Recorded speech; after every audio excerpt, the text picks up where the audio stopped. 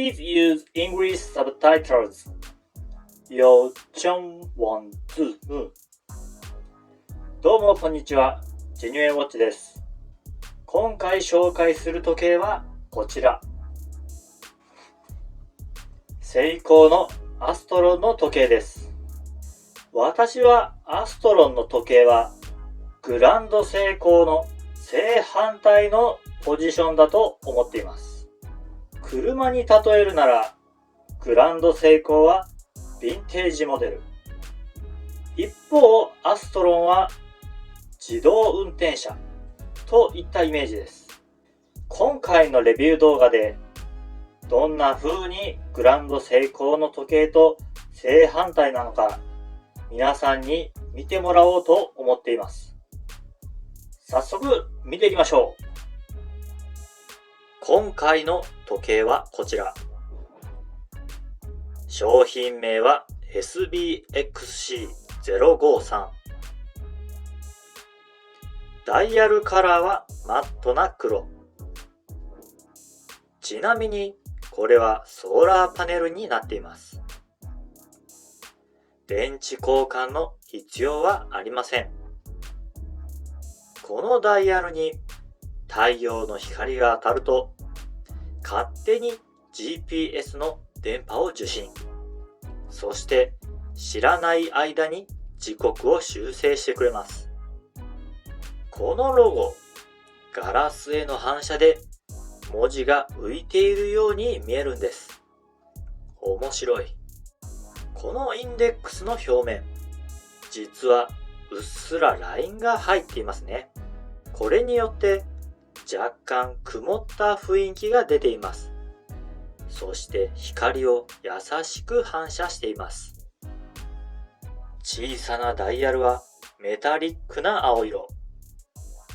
この時計にはストップウォッチ機能やアラーム機能はありません。しかし今あなたがいる場所の時間と曜日を GPS によって正確に表示します。ダイヤルの外側には UTC が記載されています。私の国、日本は UTC プラス9です。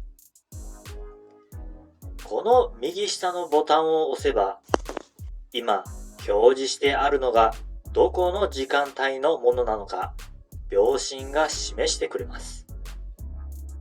この6時の位置のダイヤルは別の国の時刻を表示させるためのものです。この隣の P と A の小さなダイヤルはこの別の国の時間が AM なのか PM なのかを表示します。私の場合、表示させるのは私がよく行く香港の時刻です。でも実際に私が香港に行った時にこの小さい表示のみで時間を確認するのは大変ですよね。右上と右下のスイッチを同時に押します。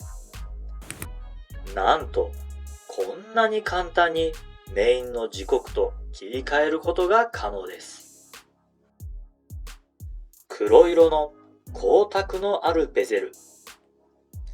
実はこのベゼルの下にリング形状のアンテナが入っています。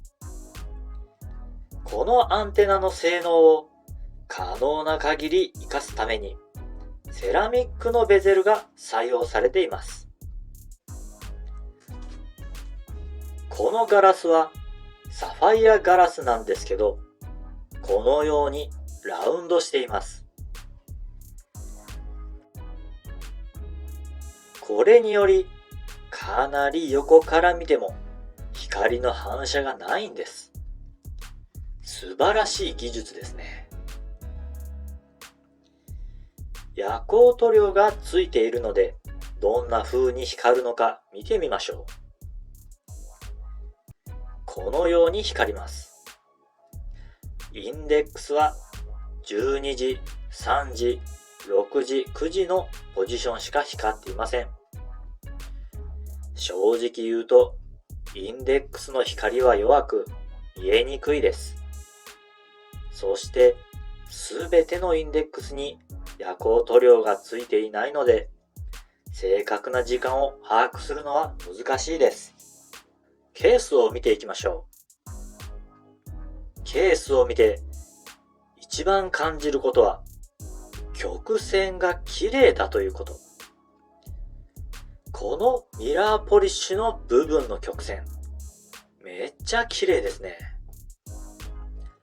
この部分がラウンドしているから、時計全体を見た時の印象が丸い印象に見えます。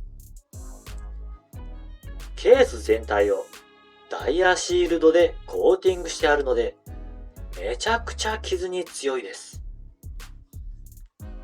そして側面はこのようにラインが入った仕上げになっています。この方向へのラインが時計をよりスマートに見せています。厚みは 13.3 ミリ。薄い。中に高性能な機械が入っているとは思えない薄さです。ケースの内側はこのように角が立っているように見えますね。ラグの角を見てください。尖っています。しかしこれは腕につけた時に腕のラインに沿う形になっているので、よりフィットした時計に見えます。このように。実際につけた感触もフィット感がグッドです。私の腕が 170mm ですが、このような雰囲気です。サイズはクラウンを含まない幅は 42.7mm。ラグからラグは 49.9mm。大きいですね。しかし、厚みが薄めなので、私の腕でもマッチしているように感じます。重さは 160g。重くもなく軽くもないです。このクラスプ、実は微調整できる機能を備えています。こんな感じに。これ、めっちゃいいです。6ミリぐらいバンドを伸ばすことができます。このように2段階になっているので、3ミリずつ微調整ができるんです。これによって、さらに自分に合ったフィット感を出すことができそうですね。いかがでしたか？アストロンの良さを知っていただけましたか？この時計は究極にローメンテナンスな時計です。電池を変える必要もない。時刻を合わせる必要もない。そしていつでもあなたの腕で正しい時刻を刻む。素晴らしい。このチャンネルではこんな感じでいろいろな時計のレビューをしていきます。